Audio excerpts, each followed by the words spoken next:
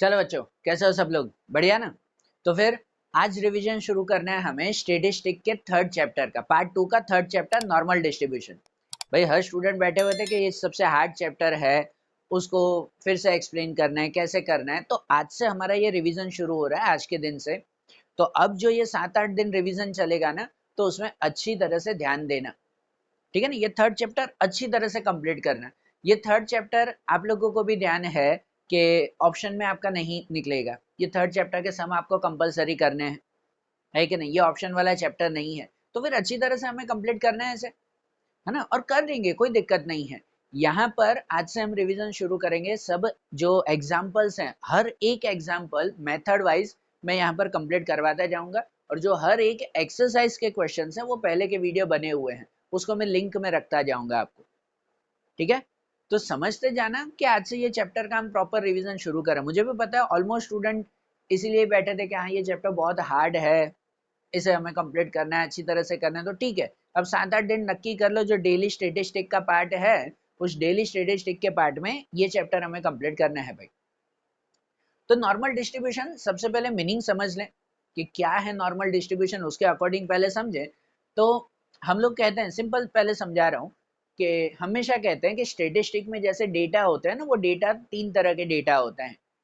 कि raw data कहते हैं, एक रॉ डेटा रहता है, एक डिस्क्रीट डेटा रहता है, और एक कंटिन्यूस डेटा रहता है। स्टेटिस्टिक में 3 तरह के डेटा होते हैं। रॉ डेटा, आपको भी ध्यान है कि जब रैंडम नंबर्स दिए गए हो, रैंडमली जब नंबर दिए हो, वो रॉ डेटा। भाई किसी के अगर एग्जाम में मार्क्स आ रहे हैं तो किसी के 10 मार्क्स आ रहे हैं, किसी के 12 मार्क हैं, किसी के 8 मार्क हैं, किसी के 15 मार्क हैं। ये जब रैंडम नंबर्स दिए गए हो, ये रॉ डेटा कहलाता है।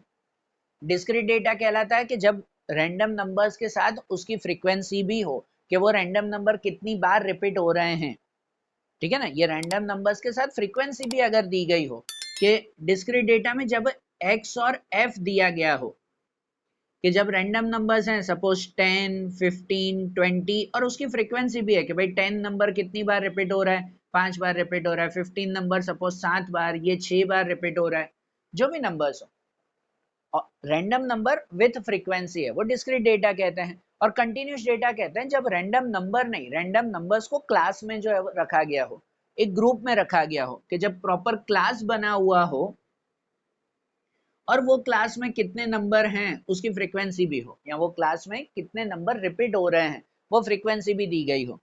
सपोज अगर क्लास है 10 टू 20, 20 टू 30, 30 टू 40, ठीक है ना? और उनकी फ्रीक्वेंसी भाई 10 टू 20 नंबर, इसमें जो जो नंबर है वो नंबर कितनी बार रिपीट हो रहे हैं, सपोज 4 बार। 20 टू 30 में नंबर कितनी बार रिपीट हो रहे हैं, 5 बार या 7 बार, जो भी हो। ये स्टेटिस्टिक में ऐसे 3 तरह के डेटा आते हैं ना। और इन डेटा की जब प्रोबेबिलिटी फाइंड करनी हो, इन डेटा की प्रोबेबिलिटी फाइंड करनी हो, तो अलग अलग मेथड आती है, जो हम लोग ये पार्ट 2 में मेथड समझ रहे थे। कि पार्ट 2 का फर्स्ट चैप्टर जब हमने समझा था प्रोबेबिलिटी का, उसमें सिंपल मैथ है कि सिंपल हमें प्रोबेबिलिटी के सम करने हैं, ठीक है ना? वो रॉ डेटा की प्रोबेबिलिटी थी कि रैंडम नंबर्स थे खाली और उसकी प्रोबेबिलिटी देख रहे थे, है ना? चैप्टर 1। शायद आप लोग एग्जाम के लिए वो चैप्टर नहीं कर रहे हो, कि भाई स्किप हो जा रहा है, ऑप्शन में आ जा रहा है, तो ठीक है कि ये चैप्टर 1, उसमें रॉ डेटा की हमने प्रोबेबिलिटी ढूंढी थी। चैप्टर 2 जब हमने किया था, रिवीजन बाकी होगा, तो अभी हम रिवीजन करेंगे चैप्टर 2 का, 1 2 दोनों का एक एक रिवीजन होगा। पर चैप्टर 2 में, उसमें हम लोग प्रोबेबिलिटी फाइंड करते थे वो डिस्क्रीट डेटा की। आपको ध्यान हो अगर चैप्टर 2 जिसने स्कूल में या आगे के जो है वो वीडियोस में किया हुआ हो, तो चैप्टर 2 में ऐसे रैंडम नंबर्स और उसकी discrete frequency and discrete probability आती थी, एक्स और पी एक्स ढूंढते थे। और जब कंटिन्यूस डेटा हो, कंटिन्यूस डेटा की प्रोबेबिलिटी ढूंढनी हो, तो ये चैप्टर यूज होता है, या ये मेथड यूज होती है नॉर्मल डिस्ट्रीब्यूशन। कि जब कोई जो है वो ग्रुप दिया गया हो, कि सपोज 10 टू 20, 20 टू 30 ऐसे क्लास है, गैप है, कि यहाँ से यहाँ तक की प्रोबेबिलिटी ढूंढो, तो 10 टू 20 और उसकी फ्रीक्वेंसी नहीं, उसकी प्रोबेबिलिटी ढूंढनी हो, तो ये नॉर्मल डिस्ट्रीब्यूशन यूज होता है। अरे भाई समझ में? इस चैप्टर में, पूरे चैप्टर में वैसे ही है कि आपको ग्रुप दिया गया होता है कि भाई यहाँ से यहाँ तक के नंबर्स हैं, अब इनके बीच की प्रोबेबिलिटी ढूंढनी है। तो प्रोबेबिलिटी ढूंढने के लिए नॉर्मल डिस्ट्रीब्यूशन का यूज करते हैं, ये मेथड है हमारी। क्लियर? अब इस चैप्टर में क्वेश्चंस कैसे आते हैं, सम कैसे आते हैं? तो भाई इनमें जो जो क्वेश्चंस आते हैं, पहले एक सिंपल कहते हैं कि सपोज अगर आपको कोई नंबर दिया गया 20 to 30 और 20 to 30 के बीच में आपको प्रोबेबिलिटी ढूंढनी है, तो कैसे प्रोबेबिलिटी ढूंढते? प्रैक्टिकली समझा रहा हूँ, एक मेथड समझा रहा हूँ प्रैक्टिकली, कि हम कैसे प्रोबेबिलिटी ढूंढते हैं कि अगर सपोज 20 और 30 के बीच की प्रोबेबिलिटी फाइंड करनी है, तो उसमें ऐसे ढूंढते हैं कि जो 20 और 30 है ना, वो हमारे रैंडम नंबर्स हैं, ठीक है, वो रैंडम वेरिएबल है या नॉर्मल वेरिएबल उसे हम कहते हैं, बराबर। ये रैंडम वेरिएबल कहलाए या नॉर्मल वेरिएबल कहलाए, कौन से? जो 20 to 30, जैसे सिंबल वाइज हम लोग एक्स कहते हैं। आपको कहे कि 20 और 30 के बीच की हमें प्रोबेबिलिटी ढूंढनी है सपोज, तो 20 30 ये हमारी एक्स की वैल्यू है। हर सम में जब इसकी प्रोबेबिलिटी ढूंढनी हो तो पहले रैंडम वेरिएबल को या नॉर्मल वेरिएबल को स्टैंडर्ड नॉर्मल वेरिएबल में कन्वर्ट करते हैं। किस में कन्वर्ट किया जाता है? स्टैंडर्ड नॉर्मल वेरिएबल, मींस जिसे हम लोग कहते हैं z, बराबर ना। रैंडम वेरिएबल या ऐसे भी नॉर्मली कहो तो भी जो है वो ठीक है, जो भी नाम कहो, कि आपको नॉर्मल वेरिएबल x होता है, प्रैक्टिकली पहले उसको z में कन्वर्ट करते हैं, बराबर। तो z में मतलब जो ये 20 to 30 है, उसकी प्रोबेबिलिटी अगर फाइंड करनी हो तो 20 to 30 आपके x है, उसको पहले स्टैंडर्ड नॉर्मल वेरिएबल z में कन्वर्ट करते हैं, ठीक है ना। और z में कन्वर्ट करने के लिए z की फॉर्मूला आती है कि z equal to x minus mean upon standard deviation, बराबर ना। ये जो सिंबल रहता है ना, मीन एंड स्टैंडर्ड डेविएशन, ठीक है, ये दोनों हमारे सिंबल हैं। सेकंड चैप्टर में भी आते थे कि ये सिंबल हमारा मीन का सिंबल कहलाता है, मीन के लिए। प्रैक्टिकली इस सिंबल को हम म्यू कहते हैं, MU, म्यू, बराबर। और ये जो सिंबल है वो स्टैंडर्ड डेविएशन का सिंबल है। ये स्टैंडर्ड डेविएशन 6 टाइप रहता है इसमें, बराबर ना। सिग्मा कहते हैं इसे, कि ये स्टैंडर्ड डेविएशन के लिए, मीन एंड स्टैंडर्ड डेविएशन। तो कोई भी क्वेश्चन में पहले आपको x होगा, वो x को कन्वर्ट करना है पहले z में, नॉर्मल वेरिएबल को स्टैंडर्ड नॉर्मल वेरिएबल में। उसके लिए ये दो हेल्पर होंगे आपके, मीन और स्टैंडर्ड डेविएशन, बराबर। जब ये z में कन्वर्ट हो जाए तो z में कन्वर्ट होने के बाद उसके ऊपर से ग्राफ बनाते हैं। अच्छा, ग्राफ क्या? तो ग्राफ मतलब यहाँ पे अगर कहो तो वो नॉर्मल कर्व तैयार करते हैं, स्टैंडर्ड नॉर्मल कर्व ग्राफ तैयार करते हैं, बराबर। वो ग्राफ समझेंगे हम लोग कि ग्राफ कैसे तैयार होगा, और उस ग्राफ पर से जो ग्राफ तैयार हुआ उसके अकॉर्डिंग फिर फाइनल प्रोबेबिलिटी ढूंढते हैं। जो ग्राफ तैयार हुआ उसके अकॉर्डिंग प्रोबेबिलिटी ढूंढते हैं, किसके बेस पर? तो बाय स्टैंडर्ड नॉर्मल टेबल, के स्टैंडर्ड नॉर्मल टेबल की मदद से, या सिंपल कहो तो जेड स्कोर टेबल की मदद से, ठीक है ना। प्रोबेबिलिटी फाइंड करते हैं जेड स्कोर टेबल। जो जेड स्कोर टेबल आपकी टेक्स्ट बुक के पीछे दिया गया होता है ना, जहाँ पर टेक्स्ट बुक है वो टेक्स्ट बुक के लास्ट पेज पे ये जेड स्कोर टेबल दिया गया होता है, ठीक है ना। उसके ऊपर से हमें प्रोबेबिलिटी फाइंड करनी है। अरे बस समझ में, हर सम में हम लोग ये मेथड पे चलेंगे कि जब हमें इन क्लास की प्रोबेबिलिटी ढूंढनी है तो वो प्रोबेबिलिटी ऐसे मेथड से ढूंढेंगे। ये जब नंबर दिए गए वो आपकी x की वैल्यू है, उसको पहले z में कन्वर्ट करना, उनके ऊपर से प्रॉपर ग्राफ तैयार करना, ठीक है, और ग्राफ पर से फिर प्रोबेबिलिटी ढूंढना, ये टेबल पर से प्रोबेबिलिटी फाइंड करना, बराबर। अब जो आपके टेक्स्ट बुक के मेथड्स हैं, टेक्स्ट बुक में जो भी सम्स हैं उनमें जनरली 3 मेथड के क्वेश्चंस हैं। टेक्स्ट बुक में 3 तरह के क्वेश्चंस हैं। वो 3 तरह के क्वेश्चन में एक क्वेश्चन है आपके ये नॉर्मल मेथड के, मतलब आपको x की वैल्यू होगी, x पर से ये प्रोबेबिलिटी ढूंढनी है, एक ऐसे क्वेश्चंस हैं आपके।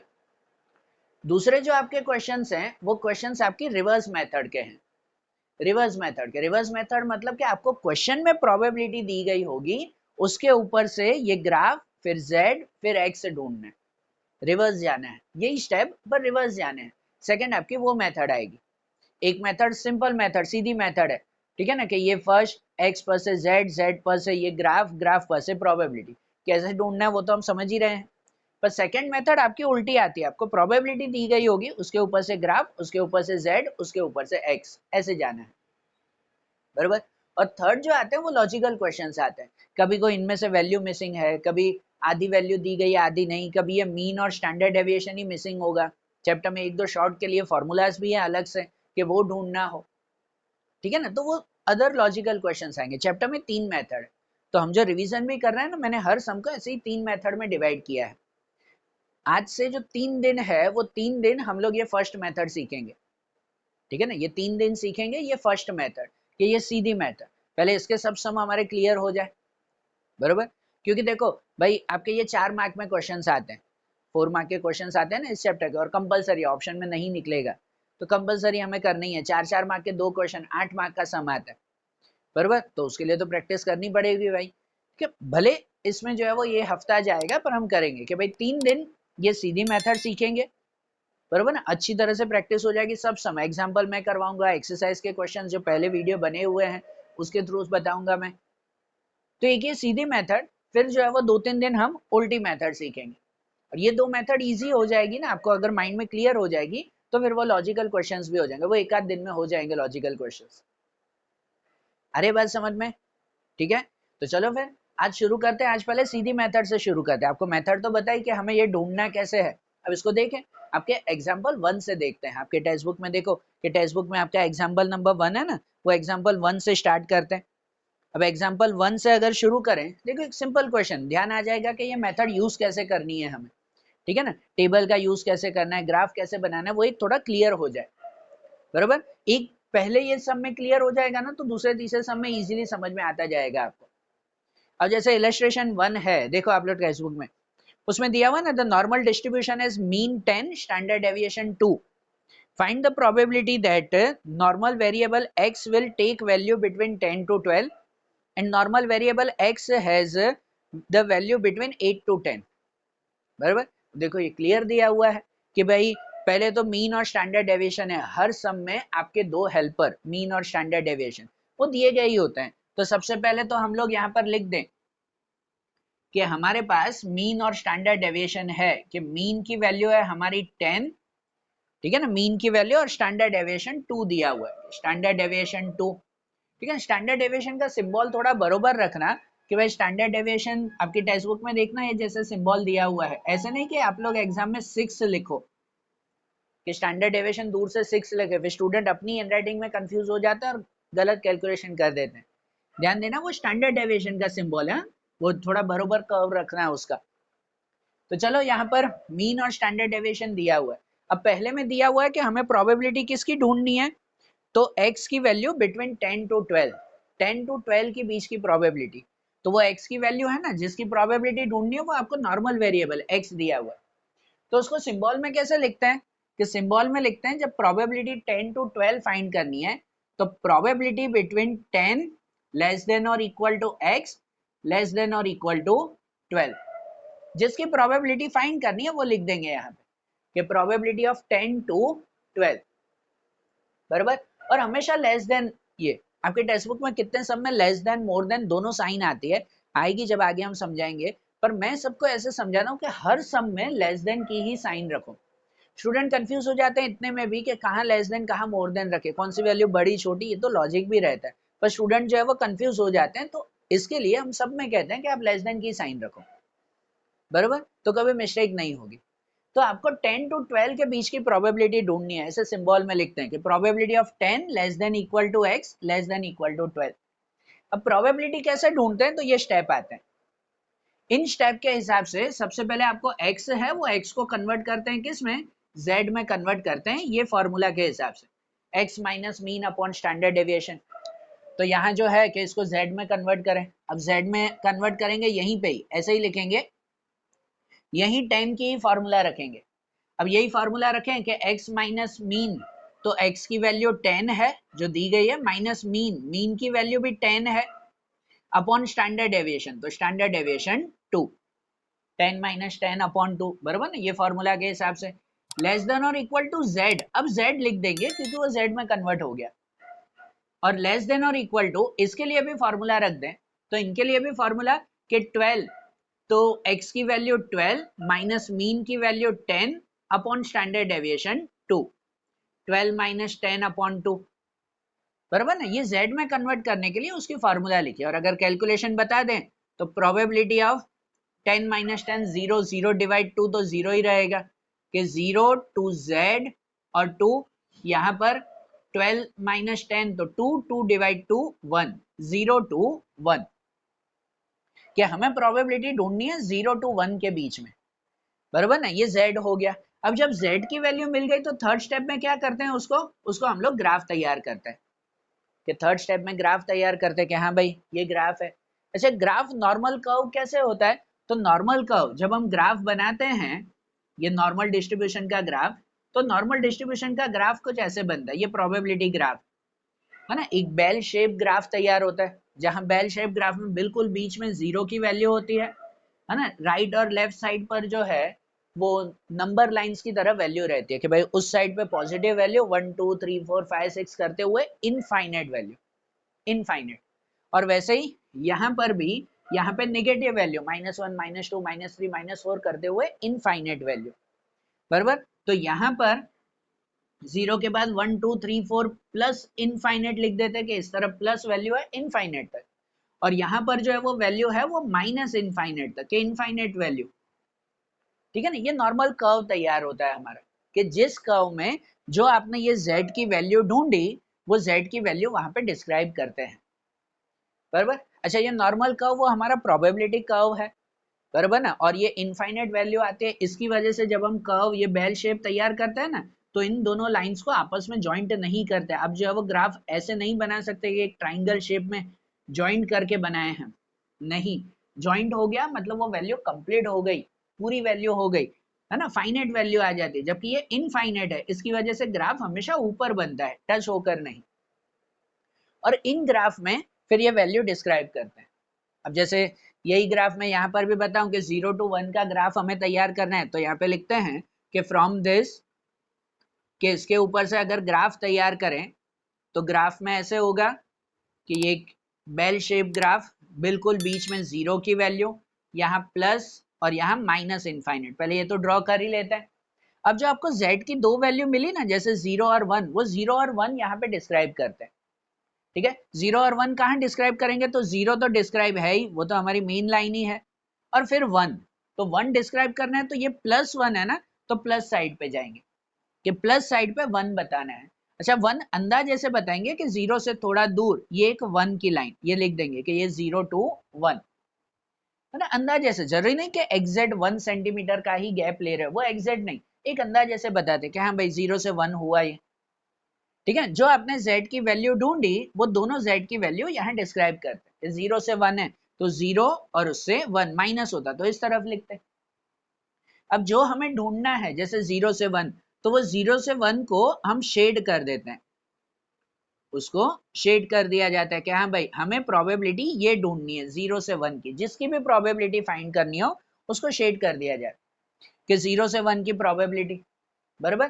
तो जब ये ग्राफ बन जाए, अब फाइनली प्रोबेबिलिटी ढूंढते हैं स्टैंडर्ड नॉर्मल टेबल से, ठीक है ना। स्टैंडर्ड नॉर्मल टेबल से, जो आपके पीछे z स्कोर टेबल दिया हुआ है, वो z स्कोर टेबल पर से हमें प्रोबेबिलिटी फाइंड करनी है। अरे बात समझ में, ठीक है ना, ये टेबल पर से हम लोग प्रोबेबिलिटी ढूंढेंगे। देखो भाई, ये मैं स्टेप वाइज ही इसलिए समझा रहा हूँ, पहला एग्जांपल, कि हमेशा पहले x, जो x की वैल्यू दी गई है उसको पहले z में कन्वर्ट करो, जब z में कन्वर्ट हो गया फॉर्मूला से, जो z की दो वैल्यू मिली, उस z की वैल्यू को ग्राफ में डिस्क्राइब करो, ग्राफ में डिस्क्राइब हो गया, अब इसके ऊपर से प्रोबेबिलिटी फाइंड करो, ठीक है ना। अच्छा, प्रोबेबिलिटी कैसे ढूंढते हैं भाई, जैसे ये 1 है, 1 की प्रोबेबिलिटी हमें ढूंढनी है, तो अब ये ग्राफ का यूज, चलो पहले नॉर्मली ग्राफ का यूज बता दो, फिर ये भी समझाऊंगा सब में, ठीक है ना। अब इसको जो है वो हम लोग यूज कैसे करेंगे, फाइंड कैसे करेंगे, तो यहाँ पर है ना आपको वैल्यूज है, कुछ वैल्यू यहाँ पे दी गई है 0.0 0.1 0.2 0.3, यहाँ पे है ना वैल्यू, है ना 3.5 तक, और कुछ यहाँ पे है 0.00 01 02 03, ये सब जो है वो z की वैल्यू है, यहाँ कॉर्नर में z भी लिखा हुआ है, ये सब z की वैल्यू है, कि z की वैल्यू का आंसर है ये। अच्छा, पहले z की वैल्यू का आंसर ढूंढेंगे कैसे, तो z की जो भी वैल्यू हो उसमें, भाई सपोज अगर आंसर हमें ढूंढना है कि 2.75, इसका ये z है कि z इक्वल टू 2.75, इसका आंसर इसमें से ढूंढो, एक रैंडम एग्जांपल। तो कैसे ढूंढते हैं कि पॉइंट के बाद का फर्स्ट डिजिट, पॉइंट के बाद का फर्स्ट डिजिट, कि ये दो डिजिट वो हम लोग ढूंढते हैं ये पहली लाइन में, वो ढूंढा जाता है इस लाइन में, और पॉइंट के बाद का दूसरा डिजिट जो है वो ढूंढा जाता है ऊपर की लाइन में, बरोबर ना। कैसे हम ये वैल्यू फाइंड करते हैं, तो भाई जैसे 2.75 है तो 2.7 2.7 वो यहाँ ढूंढते हैं 2.7 कि 2.7 कहाँ पे है, ये रहा, ये 2.7। और फिर जो पीछे का 5 है वो 5 ढूंढते हैं यहाँ पे कि 01, 02, 03, 04, 05। तो ये 2.7 और 2.7 में 5 देखेंगे कि 2.7 में 5 कौन सी वैल्यू आ रही है, 0.4970। तो वो हमारा आंसर हुआ प्रोबेबिलिटी का 0.4970। आगे 0 पॉइंट, सब में 0 पॉइंट लगाना ही है आगे, ठीक है ना। ऐसे हमें ये वैल्यू फाइंड करनी, किसी का भी हो, कि अगर सपोज आपको वैल्यू दी गई है कि 0.36 की वैल्यू फाइंड करनी है, 0.36, तो 0.36 मतलब कि जो 0.3 है वो 0.3 यहाँ पे ढूंढेंगे हम लोग कि 0.3 यहाँ पे, ये रहा 0.3 और पीछे 6 है, तो 0.3 में 6 वाला डिजिट देखना है कि 6 वाला डिजिट कौन सा है कि 1406, बराबर। मतलब इसका आंसर आ गया हमारा 0.1406। समझ रहे बात को, ठीक है। कोई भी हो, सपोज आपको नंबर पूछे कि चलो 0.7 का खाली आंसर बताओ, 0.7, तो जो पहला नंबर है ना पॉइंट वाला, वो यहाँ देखते हैं कि 0.7, तो 0.7 ये रहा 0.7। अच्छा 0.7 में पीछे कुछ है, पीछे कोई भी नहीं है, कुछ नहीं, मतलब उसको जीरो मानते हैं, तो 0.7 को जीरो में ही देखना है, पहले में ही कि 2580 वही नंबर है ना। अरे बात समझ में कि इसका आंसर आ गया 0.7 का 0.2580। क्लियर, बात समझ में आ रही है ये, ठीक है। किसी का भी अगर आपको कहे कि खाली 2 का आंसर ढूंढो, सिर्फ 2 का आंसर बताओ इसमें, तो सिर्फ 2 मतलब कि फिर इमेजिनरी पॉइंट लगा दे कि 2.0 हो गया वो। सिर्फ 2 का अगर आंसर ढूंढो मतलब वो 2.0, तो मतलब 2.0 आंसर ढूंढना है, 0.2 नहीं, खाली 2 है मतलब 2.0 हुआ वो। तो 2.0, तो 2.0 ये रहा कि 2.0 का आंसर कितना है 4772, आगे कुछ भी नहीं है, तो वही 4772। अगर आपको होता है कि चलो भाई 2.07 का आंसर ढूंढो, 2.07, तो 2.0 यहाँ देखते हैं, ये 2.0 और फिर उसमें 7 देखते हैं कि 2.0 में 7, 4808। बता रही है ध्यान, ठीक है ना। तो ये कैसे यूज करना है वो ध्यान में आया ना।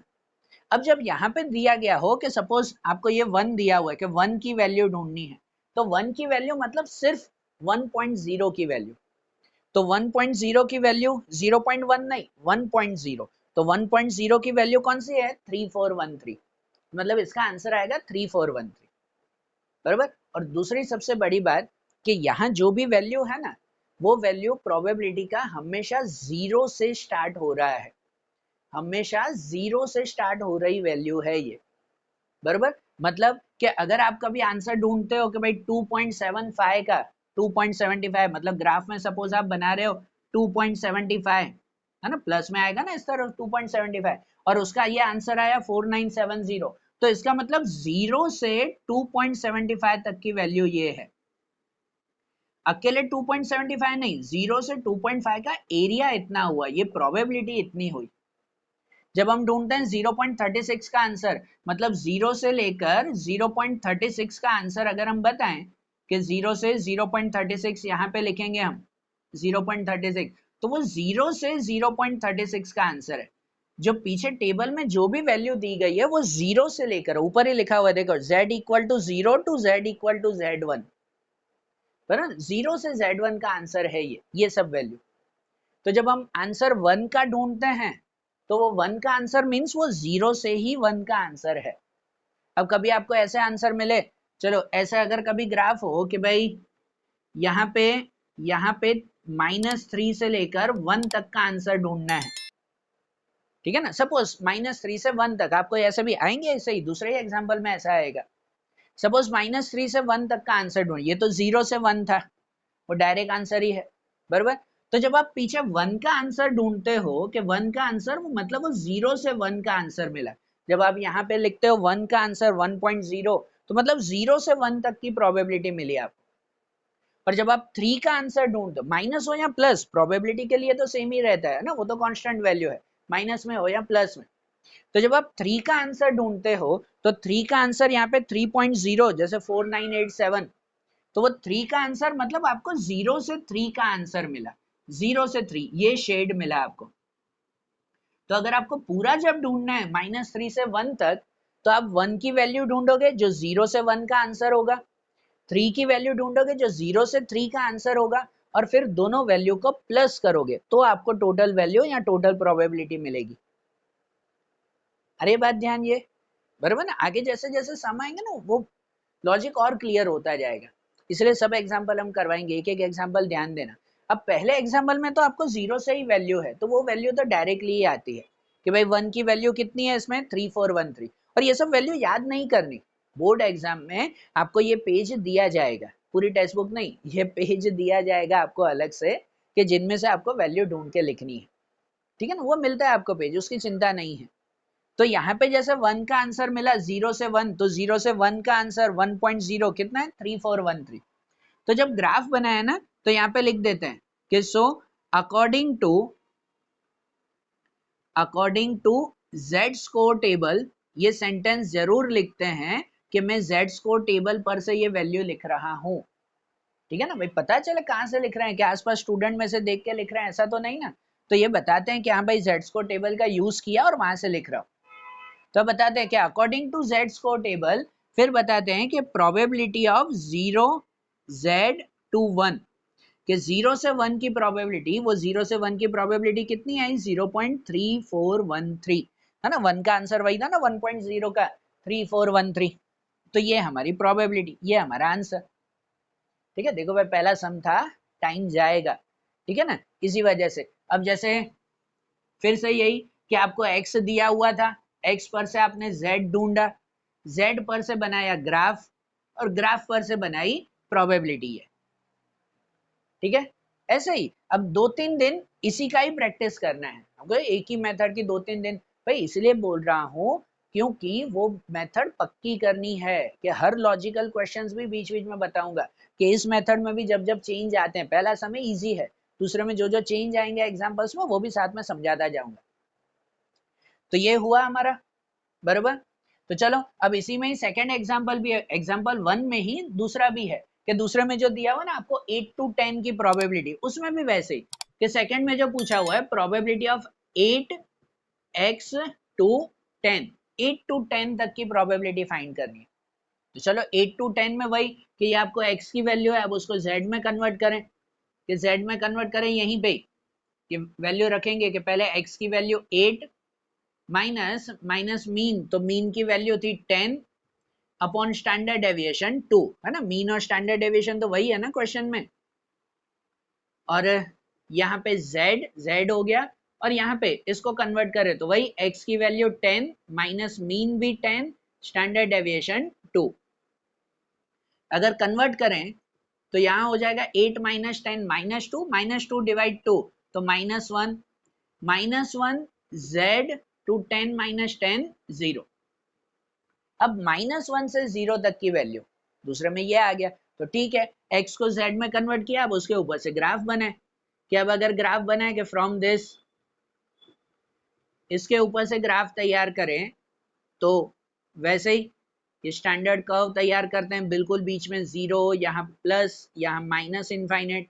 अब ये दोनों वैल्यू डिस्क्राइब करते हैं कि -1 मतलब माइनस साइड पे आएगा, -1 अंदाजे से ही, कोई एग्जैक्ट वैल्यू भले ना बना, माइनस साइड पे ये -1 और दूसरा 0, तो 0 यहाँ पे, और -1 से 0 का आंसर ढूंढना है, तो जिसके बीच का आंसर ढूंढना है उस बीच के गैप को शेड कर देते हैं कि -1 से 0 का आंसर, और -1 से 0 का आंसर के according to Z score table पर से अगर आंसर ढूंढे तो -1 Z to 0, -1 का आंसर, तो -1 हो या +1 हो वो वही आंसर रहता है, बराबर ना, -1 मतलब खाली 1 ही देखना है, 1.0, 1 है मतलब 1.0, 0.1 होता तो होता कि 0.1 है, तो 1.0 का आंसर वही था ना 3413, बराबर। तो ये भी 3413 मतलब 0 से 1 तक का ही गैप है ये, कि 0 से 1 तक का गैप 3413। अरे बात ध्यान, इसमें प्लस साइड पे था, उसमें माइनस साइड पे आया, दोनों साइड जो है वो 1 का गैप सेम ही रहेगा, तो मतलब यहाँ पे -1 से 0 का आंसर वो भी 0.3413, और आंसर प्लस में ही, प्रोबेबिलिटी का आंसर माइनस में नहीं आता, ग्राफ में भले माइनस हो प्लस हो, आखिरी आंसर थोड़ी माइनस प्लस लिखते हैं, आखिरी आंसर प्लस में ही है, प्रोबेबिलिटी कभी नेगेटिव थोड़ी आती है भाई, बराबर ना। तो ये हुआ ना हमारा आंसर, यही 4 स्टेप ध्यान में आ रहा है। देखो पहला एग्जाम्पल था, टाइम लगा, अब वैसे ही इसका सेकंड थर्ड एग्जाम्पल भी देखना है। अब इलस्ट्रेशन 2 भी देखें ऐसे रफ करके, अब जल्दी आपको ध्यान आएगा, एक आध सम हुआ ना तो अब जल्दी ध्यान में रहेगा कि ये स्टेप कैसे लिखना है, बराबर। तो देखो अब इलस्ट्रेशन 2 देखे हम लोग। देखो बेटा, अब जैसे सेकंड इलस्ट्रेशन है उसमें दिया हुआ normal distribution has mean 20 variance 16 है, मीन और वेरिएंस दिया हुआ है। Find the probability of normal variable x will take value less than 26 and normal variable x has taken value more than 14. Less than 26 और more than 14 ऐसे दिया। अब less than और more than का क्वेश्चन, चलो ये भी समझ लेना अब कि यहाँ पे सबसे पहले तो चलो अगर ये दो क्वेश्चन करने हैं, पहले आप लोग अगर काउंट कर लो उसमें कि मीन और वेरिएंस, सबसे पहले जो दो हेल्पर चाहिए ना, मीन और स्टैंडर्ड डेविएशन फॉर्मूला में रखने के लिए, तो मीन और स्टैंडर्ड डेविएशन दिया हुआ है। देखो मीन तो दिया हुआ है 20, मीन की वैल्यू 20 और स्टैंडर्ड डेविएशन नहीं, वेरिएंस दिया हुआ है 16 है। वेरिएंस मतलब क्या होता है भाई, वेरिएंस स्टैंडर्ड डेविएशन का स्क्वायर, स्टैंडर्ड डेविएशन का स्क्वायर होता है वेरिएंस, बराबर ना। तो यहाँ पे वेरिएंस दिया हुआ है मतलब कि स्टैंडर्ड डेविएशन का स्क्वायर है 16, तो उसके ऊपर से स्टैंडर्ड डेविएशन मिल जाएगा ना, कि स्टैंडर्ड डेविएशन कितना 4, बराबर, कि भाई स्टैंडर्ड डेविएशन 4 हो गया है। मीन और स्टैंडर्ड डेविएशन चाहिए, वेरिएंस नहीं, ध्यान देना। अब जब हमें फाइंड करना है, क्या फाइंड करना है कि वैल्यू लेस देन 26, x की वैल्यू है लेस देन 26। अच्छा अब लेस देन 26 कैसे लिखा जाता है, लेस देन 26 क्या करेंगे हम लोग, तो लेस देन 26 में ऐसे होगा, समझना, चलो इसको पहले तो सिंबल में कैसे लिखें। पहले जैसे होता था ना कि अगर क्वेश्चन था, इससे पहले वाला ही किया कि बिटवीन 10 टू 12, इससे पहले ही जैसे हमने क्वेश्चन किया कि बिटवीन 10 टू 12 ऐसे था, तो मतलब उसको सिंबल में ऐसे लिखते थे कि प्रोबेबिलिटी ऑफ 10x टू 12, कि 10 टू 12 ऐसा है ये। अरे बस समझ में कि चलो 10 टू 12 का ये ढूंढना है, इसका मतलब ये होता है कि 10 से ज्यादा, more than 10 and less than 12।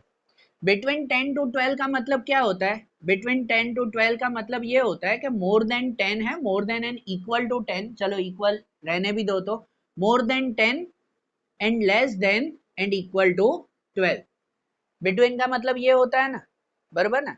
अब जब आपको ऐसे दिया गया हो कि सपोज यहाँ पे लिखा हुआ है लेस देन 26, तो लेस देन 26 मतलब सिंबल वाइज जब हम लिखते हैं कि x और ये 26, कि 26 से लेस, 26 से लेस पर कहां तक, जब होता है बिटवीन 10 टू 12 मतलब 12 से कम, तो 12 से कम पर कहां तक, तो 10 तक, कि 10 से ज्यादा और 12 से कम है, ये लिमिट रहती है ना, बिटवीन है, ये लिमिट होती है कि 12 से कम, और 12 से कम कहां तक जाना है, तो 10 तक ही जाना है, या 10 से ज्यादा कहां तक जाना है, तो 12 तक ही जाना है, ये लिमिट है।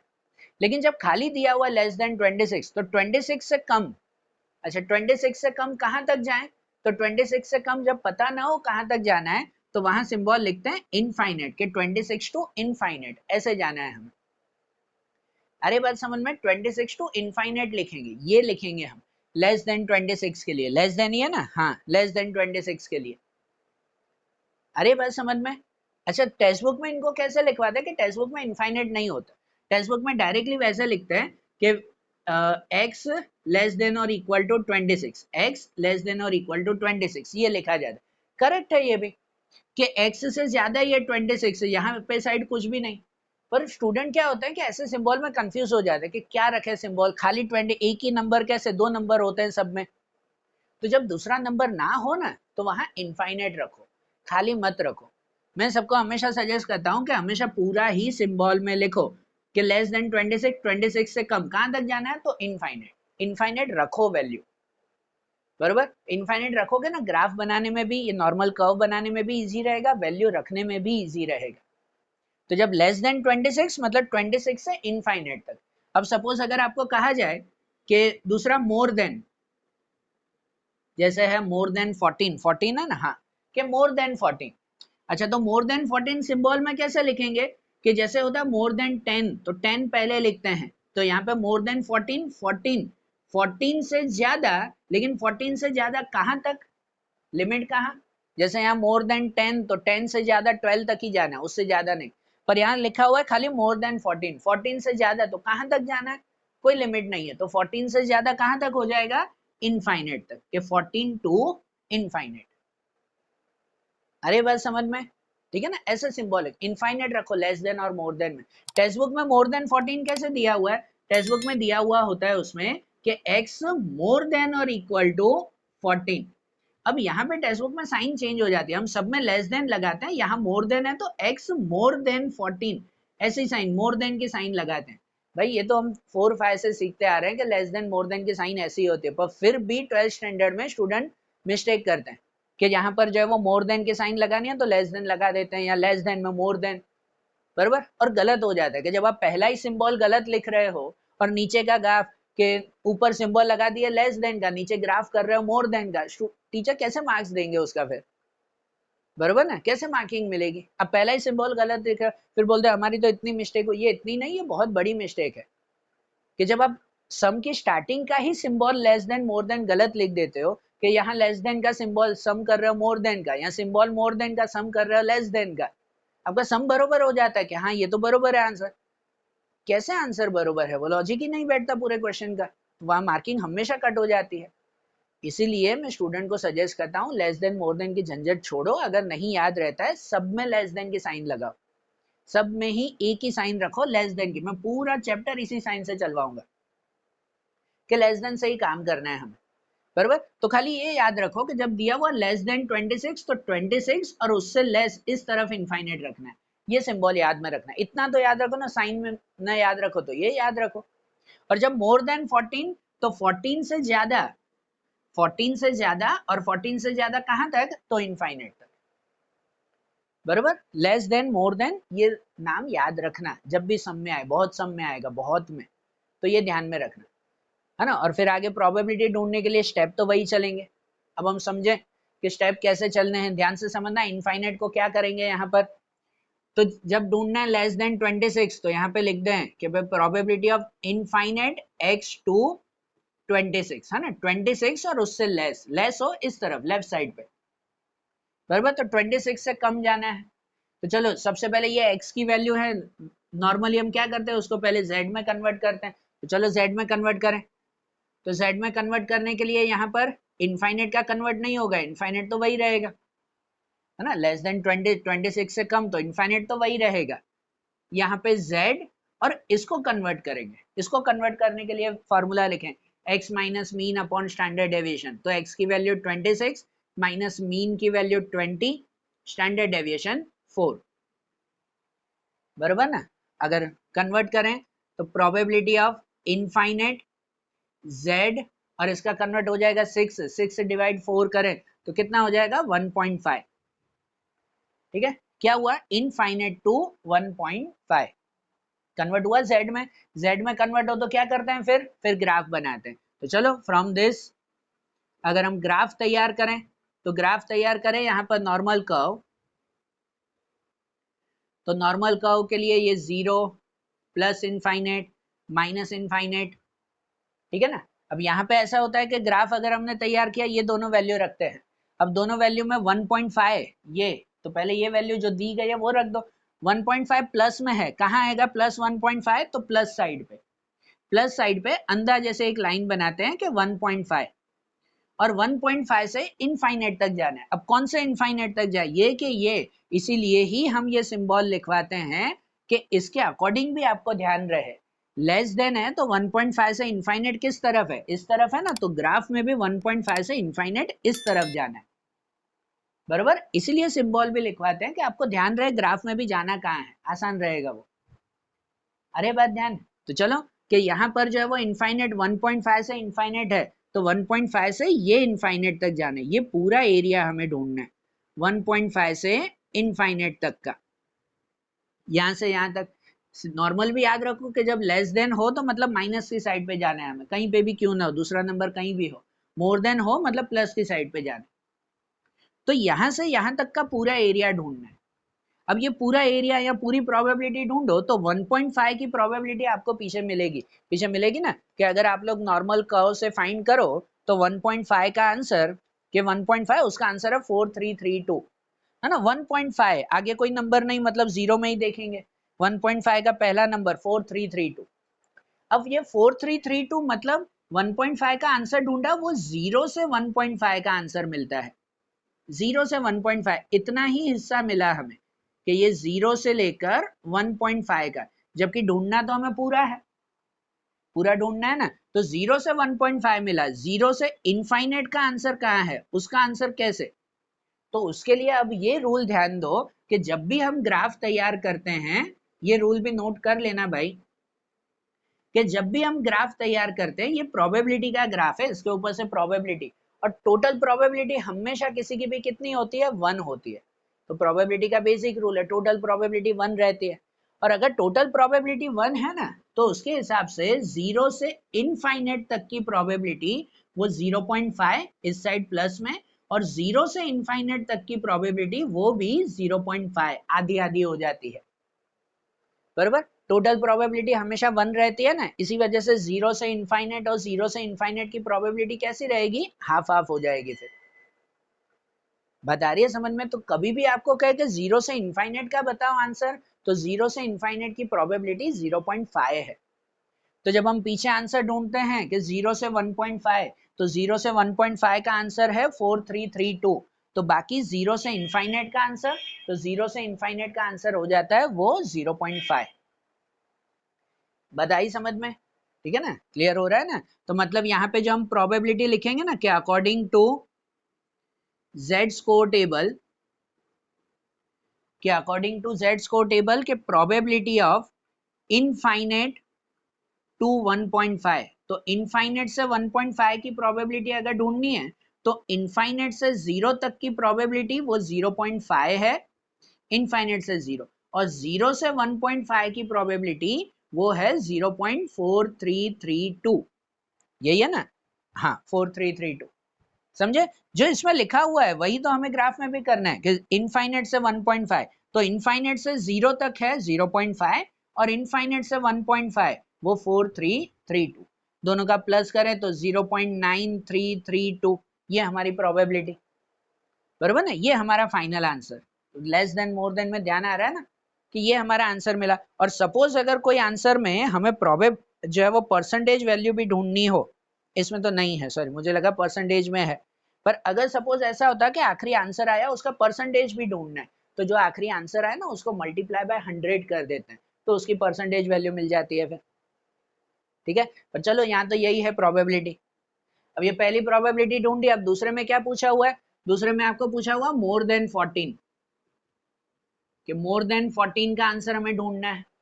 तो चलो मोर देन 14 का अगर हम लोग आंसर ढूंढे, तो उसको लिखेंगे कैसे, पहले सिंबल में लिखेंगे कि more than 14, 14 x to infinite, के 14 से ज्यादा, मोर देन 14, 14 टू इनफाइनाइट, बराबर। मोर देन लेस देन में ये सिंबल्स याद रखना भाई, कोई भी नंबर क्यों ना हो। चलो तो ये x को पहले z में कन्वर्ट करें, तो z में कन्वर्ट करने के लिए फॉर्मूला रखते हैं यहाँ 14 के लिए, कि x की वैल्यू 14 माइनस मीन की वैल्यू होगी 20 अपॉन स्टैंडर्ड डेविएशन 16, है ना। 14 minus 20 upon 16, sorry standard deviation 4, variance 16 है ना, ये 4, और लेस देन और equal to x, less than और इक्वल टू इनफाइनाइट, इनफाइनाइट में फॉर्मूला नहीं लगेगी। तो यहाँ पे प्रोबेबिलिटी ऑफ, इसको भी अगर कन्वर्ट 14 माइनस 16 माइनस 6 डिवाइड 4, तो माइनस 1.5, बराबर, माइनस 1.5 z, सॉरी ये z में कन्वर्ट हो जाएगा, z टू इनफाइनाइट, ठीक है, ये हो गया कन्वर्ट z में। अब इसके ऊपर से ग्राफ, सेम ही ग्राफ रहेगा, वैल्यू इसमें भी सेम ही है 1.5 की, कि फ्रॉम दिस अगर हम ग्राफ तैयार करें, तो ग्राफ की वैल्यू में ये 0 plus infinite minus infinite minus 1.5, तो माइनस 1.5 कहाँ ड्रॉ होगा, तो माइनस 1.5 यहाँ 0 से इस तरफ माइनस 1.5 ड्रॉ होगा, और उससे इनफाइनाइट जाना है। अब कौन सा इनफाइनाइट जाना है, तो वही है कि मोर देन है, मतलब प्लस तरफ के इनफाइनाइट। हम सिंबल भी इसलिए वैसे लिखते हैं, इसलिए सबको बोल रहा था कि लेस देन ही रखो, मोर देन लेस देन में कंफ्यूज ना हो, ये सिंबल पर से ही ग्राफ भी आपका इजी बनेगा, कि 1.5 से यहाँ जाना है, तो 1.5 से यहाँ तक जाएंगे, ये पूरा हिस्सा हमें ढूंढना है, बराबर। 1.5 से ये इनफाइनाइट, ये पूरा हिस्सा, तो इसका हिस्सा भी अगर ढूंढे तो according to table, according to z score table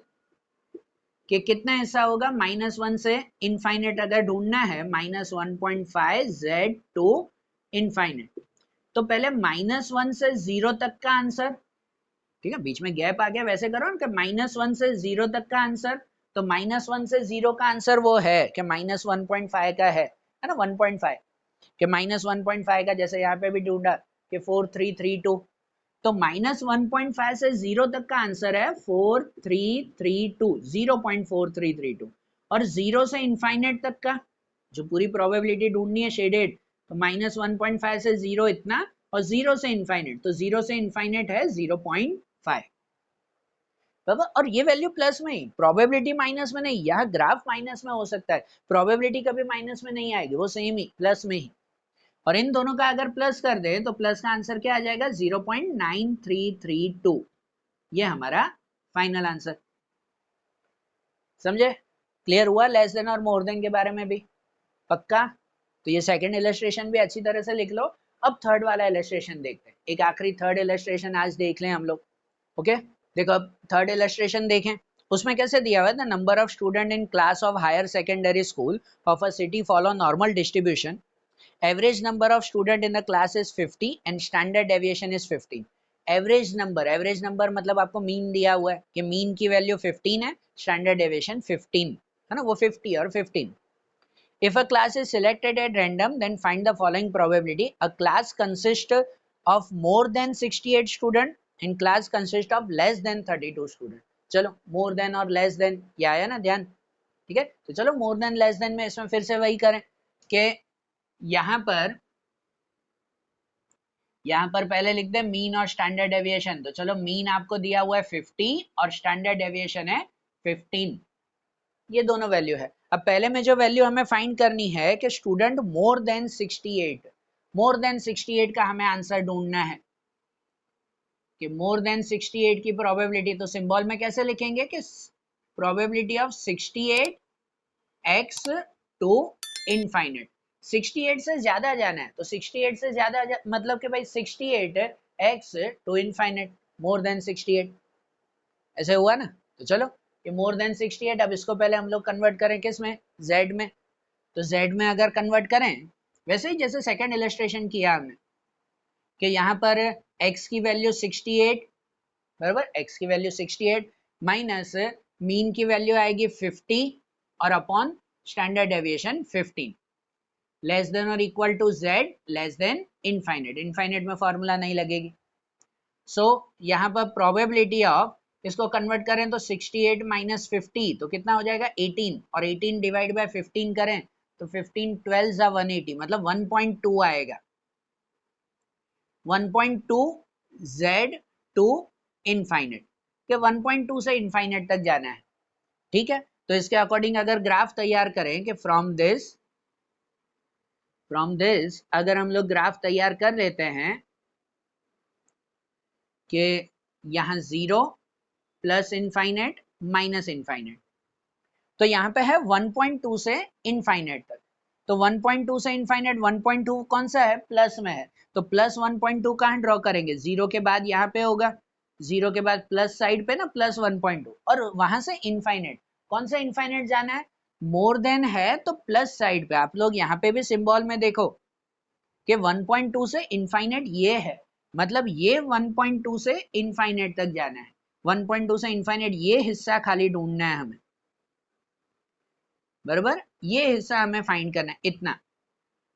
अब इतना हिस्सा हम लोग कैसे ढूंढेंगे कि पीछे से आपको 1.2 का आंसर मिल जाएगा, जो आपको टेबल है कि वो टेबल पर से आपको 1.2 की वैल्यू मिल सकती है कि 1.2 मतलब मिला है कितना है 3849, 0.3849, लेकिन जो 1.2 की वैल्यू मिलती है वो 1.2 की वैल्यू आपको 0 से 1.2 मिलेगा, कि 0 से 1.2 मिला ये 3849 है ना, हाँ, कि 0 से 1.2 का आंसर है, लेकिन हमें ये आंसर थोड़ी ढूंढना है, हमें तो ये वाला हिस्सा ढूंढना है, बराबर, ये वाला हिस्सा नहीं पता करना है, ये वाला हिस्सा पता करना है, तो ये कैसे मिलेगा, तो यहाँ पर एडिशन नहीं सब्ट्रैक्शन लगाना पड़ेगा कि देखो आपको पूरे हिस्से की प्रोबेबिलिटी पता है, कि ये पूरे हिस्से की प्रोबेबिलिटी कितनी होती है 0.5, जैसे वहां पे बताया था आपको, ये पूरे हिस्से की प्रोबेबिलिटी 0.5 है, उसमें से अगर इस हिस्से की प्रोबेबिलिटी दी गई है वो माइनस कर दें तो बाकी के ये हिस्से की प्रोबेबिलिटी मिलेगी ना।